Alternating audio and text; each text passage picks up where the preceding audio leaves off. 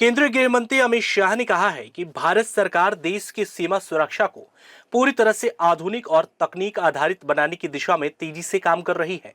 नई दिल्ली में आयोजित border distributive superintendent of police conference 2026 को संबोधित करते हुए उन्होंने कहा है कि अब सीमा सुरक्षा सिर्फ सीमा पर तैनात जवानों की जिम्मेदारी नहीं होगी, बल्कि केंद्र सरकार, राज्य सरकारों, जिला प्रशासन, सुरक्षा एजेंसियां और स्थानीय लोगों के साझा प्रयास से मजबूत सुरक्षा तंत्र को तैयार किया जाएगा। अमित शाह ने कहा है कि सरकार स्मार्ट बॉर्डर की अवधारणा पर काम कर रही है। इसके तहत आर्टिफिशियल इंटेलिजेंस यानी AI, digital surveillance, anti drone system, smart sensor और integrated command and control centre का इस्तेमाल किया जाएगा।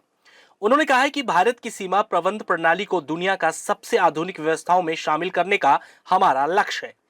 गृह मंत्री ने बताया कि सरकार कॉन्टिनेंटल सिक्योरिटी ग्रिड विकसित कर रही है, जिससे सभी सुरक्षा एजेंसियों के बीच रियल टाइम इंटेलिजेंस साझा होगी और किसी भी खतरे पर तुरंत कार्रवाई की जाएगी।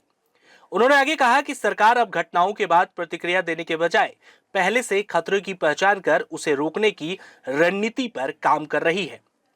वहीं अमित शाह ने कहा है कि सरकार की सीमा सुरक्षा नीति 3 प्रमुख स्तंभों पर आधारित है, जिसमें सुरक्षित सीमाएं, समृद्ध सीमांत और जागरूक समाज शामिल है। उनका कहना था कि सीमा क्षेत्र में सड़क, पुल, सुरंग, संचार, शिक्षा, स्वास्थ्य और रोजगार जैसी सुविधाओं का विस्तार किया जा रहा है, ताकि पलायन रुके और स्थानीय लोग भी सीमा सुरक्षा में भागीदार बन सके। गृह मंत्री ने कहा है कि सरकार का अगला बड़ा लक्ष्य संगठित अपराध, नशीली पदार्थों की तस्करी और अवैध घुसपैठ पर निर्णायक कार्रवाई करना है। इसके लिए अगले 3 वर्षों की व्यापक रणनीति तैयार की गई है। अमित शाह ने स्पष्ट किया है कि सरकार का उद्देश्य सिर्फ घुसपैठियों की पहचान करना नहीं, बल्कि ऐसी व्यवस्था बनाना है जिससे अवैध घुसपैठ पूरी तरह से रोकी जा सके।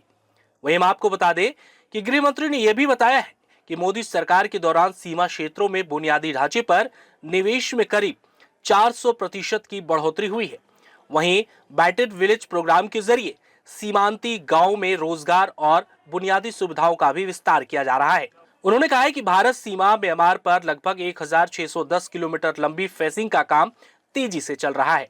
करीब 31,000 करोड़ रुपए की लागत वाली यह परियोजना पूर्वोत्तर में अवैध घुसपैठ, हथियारों और ड्रग्स की तस्करी, कट्टरपंथ, संगठित अपराध पर लगाम लगाने की अहम भूमिका निभाएगी। Bureau report, news 11 digital.